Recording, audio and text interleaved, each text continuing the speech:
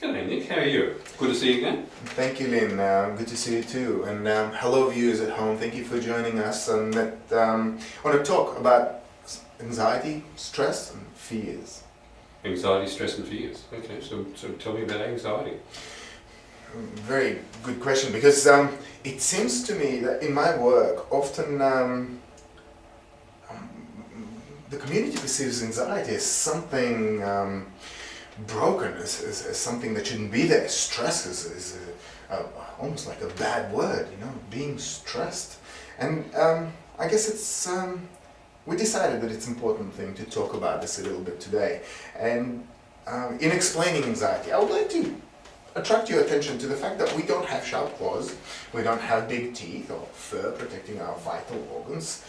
I mean, even our herbivore friends have antlers, horns to protect themselves, and really thick hide.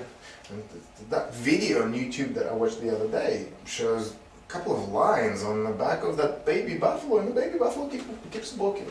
And an interesting thing is that if I get bitten once by a lion, I'm unlikely to be able to continue walking. Yes.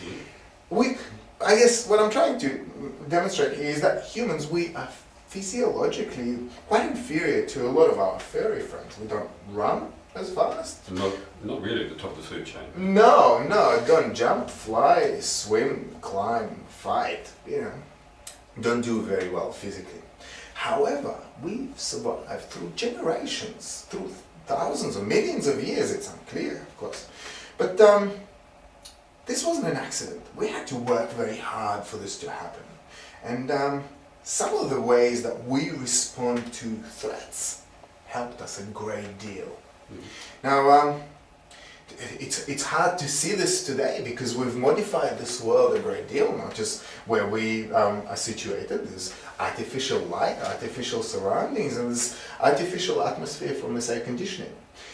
We have controlled this environment, and we're keeping it safe, absolutely.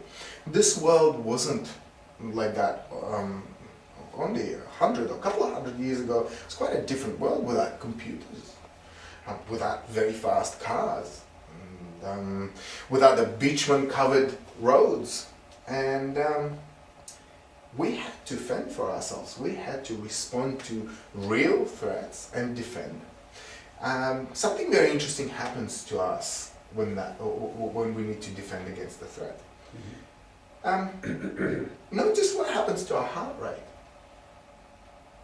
Absolutely. They go up, right? Certainly does. And so does our respiration. We breathe heavily. Our blood pressure rises. What happens here is we instantaneously become sort of a survival machine. Our muscles fill up with nutrients. Our joints become instantly lubricated. We're ready to defend. And some other...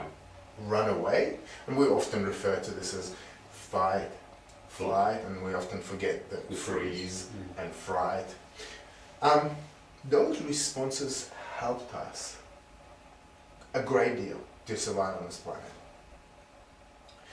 How? Notice some of the things that happen have to do with our digestion. That's right. To preserve energy, and I guess to direct that energy. And the blood goes away from there and accumulates to the muscles that are going to be needed. That's right, going to be needed to survive for that moment, be it run away or be it address whatever the threat is. Now, you will notice also at high levels of anxiety, we will often vomit. Or at extremely high levels of anxiety or fear, we actually lose control of our bowels. And that can, in the past, of course, probably not today. Today it's just embarrassing. But in the past, this was quite helpful. So first, we were light on our feet. And second, it seems like being smeared in our own vomit and feces helped us avoid a predator because we were no longer palatable or tasty. That's right. Probably not a very applicable defense mechanism for today. But notice that whilst we changed the world a great deal, our bodies have not adapted to this environment and have not caught up quite as much. And today our threats arrive in envelopes My threats are always about some numbers in a machine in a bank which I don't quite understand how they work. Okay. And yet it seems like I respond with the same mechanism. My heart rate goes up, I guess respiration goes up, and one thing that I notice also, it's very hard to think during the time when we're quite highly activated. Absolutely. So I'm getting a little bit confused because it sounded like there's anxiety and fear, and they were tied together pretty well here. That's right.